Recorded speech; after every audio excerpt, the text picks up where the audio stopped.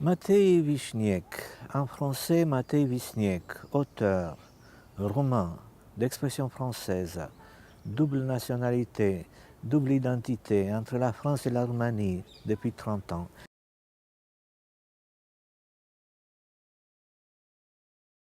Bon, disons que j'ai commencé à écrire très tôt, que j'ai découvert le miracle de l'écriture en Roumanie quand j'étais enfant, quand j'étais adolescent, que j'ai écrit beaucoup, en Roumanie d'abord, en langue roumaine. J'ai touché un peu à tout. J'aimais écrire tout simplement, de la poésie, des formes courtes. Après, j'ai découvert le théâtre, j'ai écrit beaucoup de pièces avant de venir en France comme réfugié politique en 87. J'avais déjà énormément écrit en Roumanie. Et puis en France, ça a été autre chose, c'est que j'ai débuté en France, c'est-à-dire qu'en Roumanie, oui, mes pieds circulaient un tout petit peu, mais c'est en France que j'ai eu vraiment la chance de rencontrer des gens extraordinaires, des compagnies indépendantes, comme c'est le cas avec Victor Quesada. Et puis j'ai continué l'écriture, ma passion pour les paroles, pour les mots en langue française. Donc j'écris, je pense, depuis 87, 88, 89. J'ai eu quand même besoin de 2, 3 ans pour écrire directement en français. Je pense que j'ai écrit une quarantaine de pièces.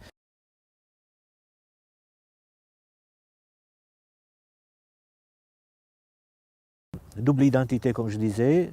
Je suis roumain, je suis français, je suis journaliste aussi, je suis écrivain aussi. Donc entre mon métier de journaliste et mon métier d'écrivain, je navigue tous les jours presque. Parfois, l'écrivain que je suis s'inspire du journaliste que je suis, journaliste à RFI. Donc je travaille beaucoup avec l'information, j'essaie de décrypter l'actualité, l'homme, ses contradictions, le monde, dans mes articles à RFI et aussi dans mes pièces et dans mes romans.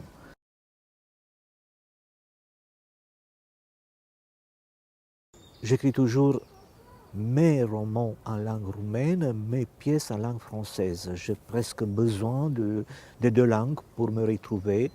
D'ailleurs, j'ai redécouvert la langue roumaine grâce à la langue française et je redécouvre la France tous les jours. Écrire en français, ça me fait approfondir autant la langue française que la France. Je sais que jusqu'à la fin de ma vie, je vais continuer à approfondir une langue qui n'est pas la mienne, mais qui m'a donné des ailes quand même. C'est la langue française qui m'a fait, comment dirais-je, découvrir un monde francophone déjà, un paysage théâtral extraordinaire en France. Et grâce à la langue française, mes pièces ont pu circuler beaucoup dans le monde. Donc voilà, je suis un exemple de auteur francophone heureux, il faut le dire. Pourquoi avoir peur des mots?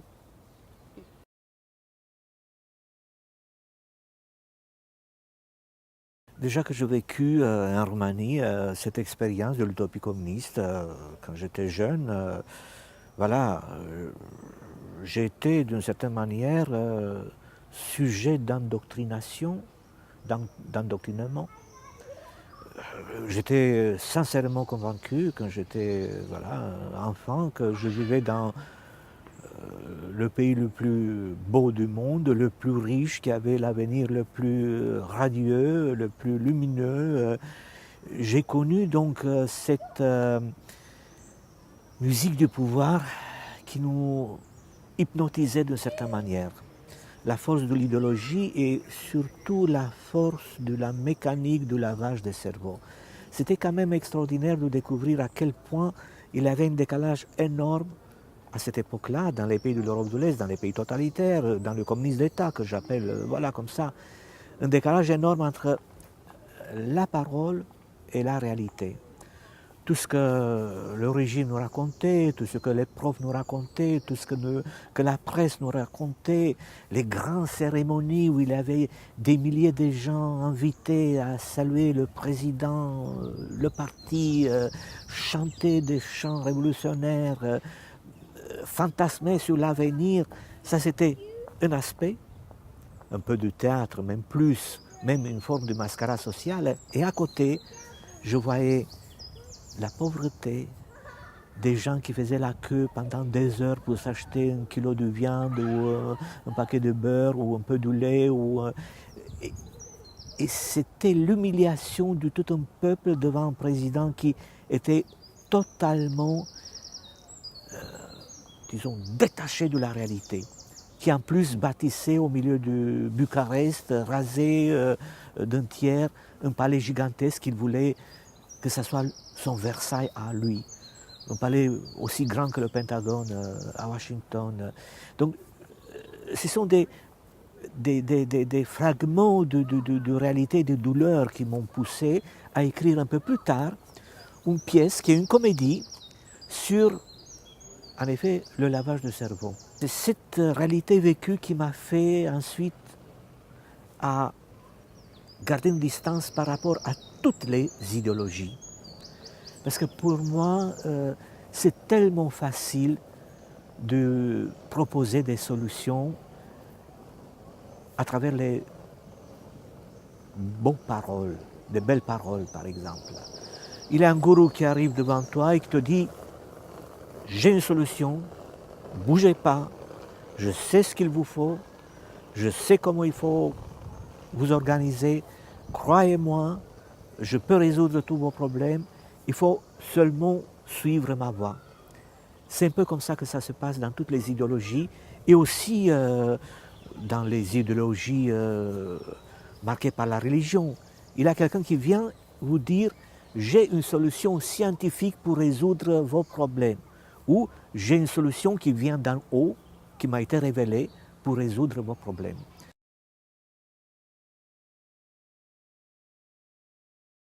J'ai écrit une pièce sur ce que j'ai vécu, sur la mécanique du lavage de cerveau que j'ai connue. Il y en a d'autres. J'ai découvert d'ailleurs, une fois installé en France, comment ça marche, la mécanique du lavage de cerveau de la société de consommation. Lorsqu'on voit à quel point on nous propose d'acheter 1 million de produits dont on n'a pas besoin, à quel point on est pressé pour suivre des modes ou être tout le temps branché ou tout le temps tendance ou s'armer toujours avec les derniers cris de la technologie dont on n'a pas toujours besoin, je me dis que ça ne s'arrête jamais. Il faut être toujours, pour être citoyen et ne pas devenir consommateur, il faut être toujours prudent, garder une forme de lucidité. Donc une pièce comme la mienne, ça parle d'une fascination maladive devant une forme de promesse qui est creuse, qui était creuse, cette promesse, et qui a fait aussi beaucoup de dégâts. Des familles, des gens, des millions de gens sacrifiés, humiliés, des vies détruites. Et j'ai vu ça, et ça continue d'ailleurs dans certains pays du monde.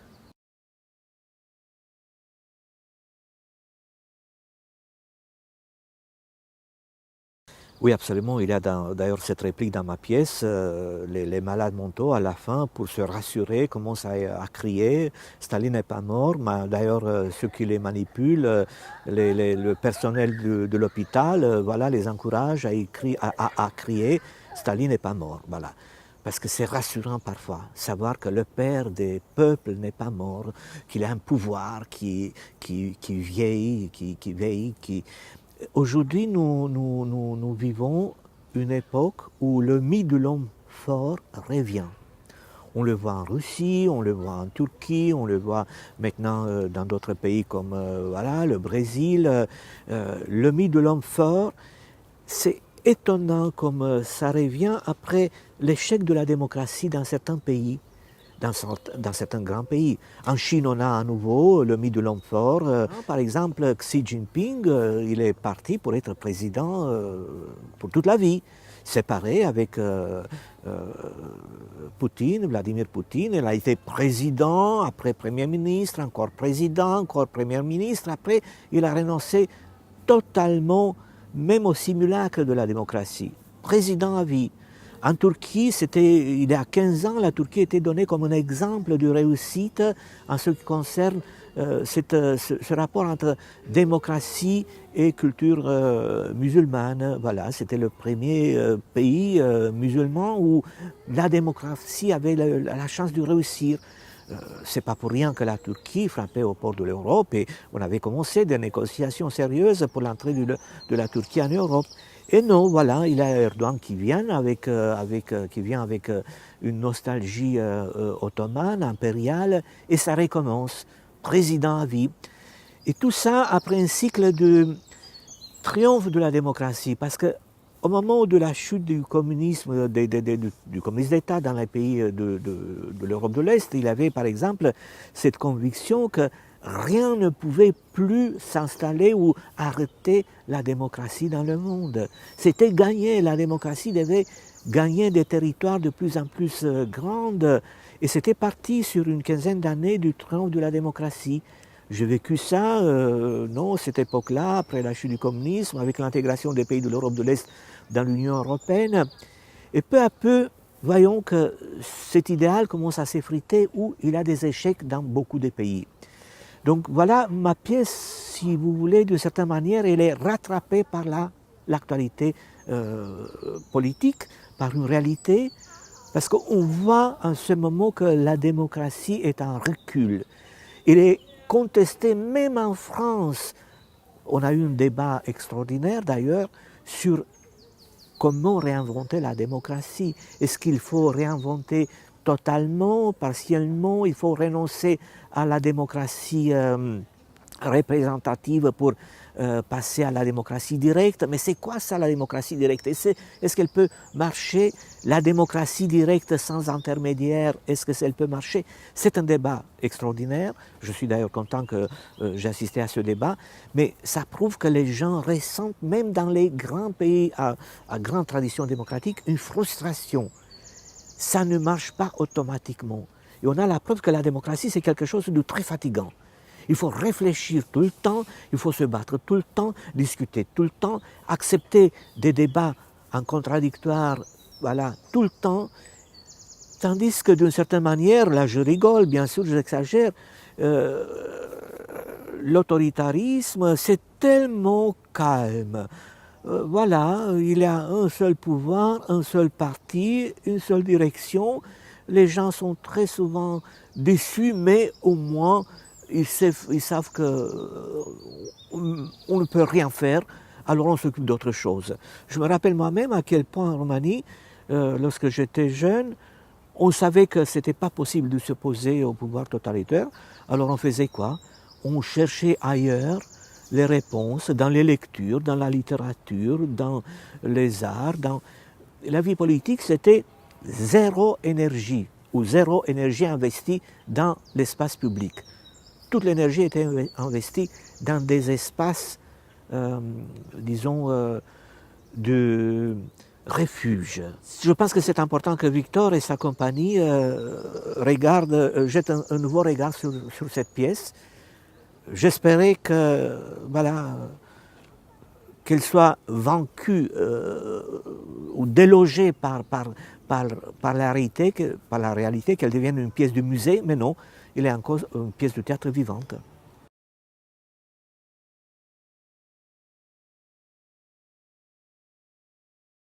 Ça a été une grande révélation pour moi de voir que mes pièces pouvaient être lues, montées, interprétées, repensées grâce à leur total comment dirais-je, décryptage, à leur total décryptage en langage clownesque. De toute façon, moi j'aimais déjà beaucoup les clowns, même en Roumanie, j'avais écrit une pièce pour les clowns, ça a été la première pièce d'ailleurs que Victor Kezad a montée, mais je n'avais pas cru que mes autres pièces pouvaient aussi passer ou avoir à gagner, pouvaient gagner en expressivité, en profondeur, grâce à ces mises en scène et à ces mises en lecture en langage clownesque. C'est sa spécialité d'ailleurs, c'est la manière dont Victor sait lire le monde, c'est interpréter le monde, c'est voir les gens d'aujourd'hui, leurs contradictions, leur petitesse et aussi leur grandeur. Le langage clownesque, c'est quelque chose d'absolument extraordinaire. C'est une nouvelle manière une nouvelle manière de transmettre des messages, de creuser à l'intérieur d'une pièce, de projeter d'autres émotions et provoquer les gens de lire d'une certaine manière et de voir autrement, même des pièces classiques, parce que comme j'ai vu ces autres pièces montées en langage clownesque, par exemple, c'était Arturo Ui. Je suis toujours fasciné par les clowns, par ce langage qui me paraît à la fois original, nécessaire et capable de forer très loin, d'aller très loin dans notre tentative à tous de déchiffrer le monde.